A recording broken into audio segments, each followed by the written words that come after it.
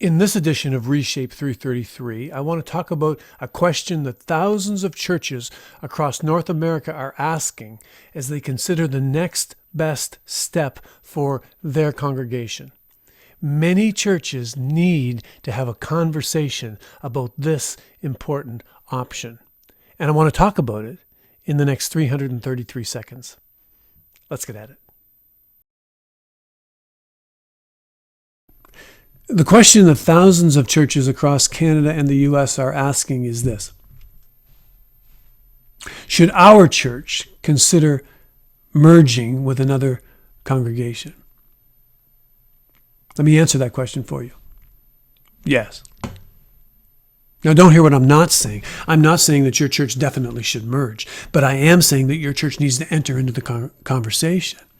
If you're a church that's struggling, trying to figure out your future, trying to figure out next steps, that needs to be on the table. It needs to be part of the conversation. If you're a lead church that's growing and healthy, you may need to consider the conversation of how you can lead in a church merger. Whether a joining church or a lead church, all I'm saying is you need to be in that conversation.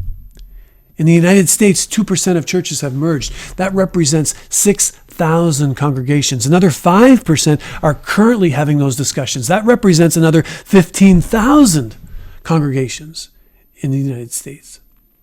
I would suggest to you that the percentages are very similar across Canada as well. Merges are happening, and they're happening in churches of all shapes and all sizes. They're happening in rural communities. They're happening in urban areas. They're happening in suburban neighborhoods. They're happening everywhere. And sometimes, initially, churches and church leadership teams will initially resist the conversation. Why? They see it as an admission of failure. Sounds like we're giving up.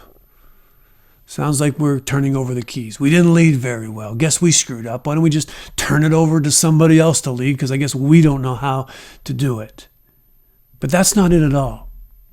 When many of us think of a church merger, we have this picture in our mind, and the picture is two churches that are gasping. They're gasping for their final breath. They're reaching out for one final option. The reality for them is becoming clear. Attendance is slipping, and membership is dying, and resources are depleting. And now there are more committee seats to fill than there are people to fill those seats. And it used to be the churches would look at the merger option that would just keep them on life support for one final season, just to see the final few saints out. Keep the church breathing until inevitably they are forced to enter into the church palliative care unit.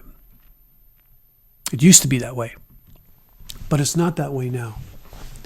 There's this new breed of mergers that is taking place in the kingdom. It's taking place across the continent. These new mergers are being initiated by forward-looking leaders. They're being initiated by visionary leadership teams that are excited about new kingdom possibilities and opportunities. They're being led by those who are recognizing the current reality, understanding the changing times, and being proactive about kingdom solutions. You can call it what you want.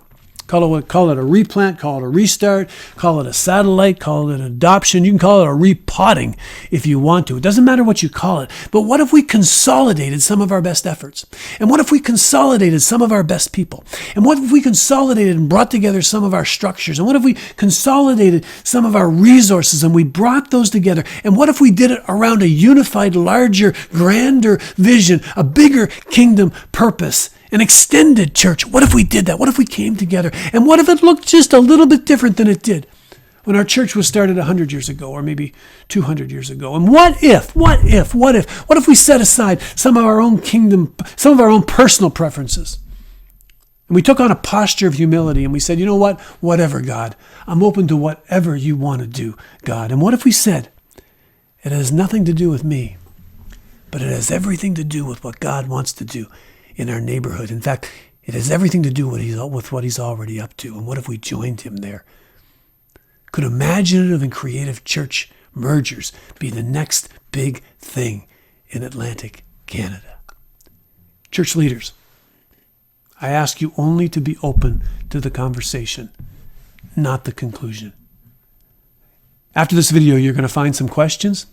Those will be some great questions for your leadership team, whether you could be a joining church or whether you may be a lead church. Have some fun around a table talking about these questions. Thanks for leading, everyone. Exciting days are ahead as we build this kingdom in Atlantic Canada.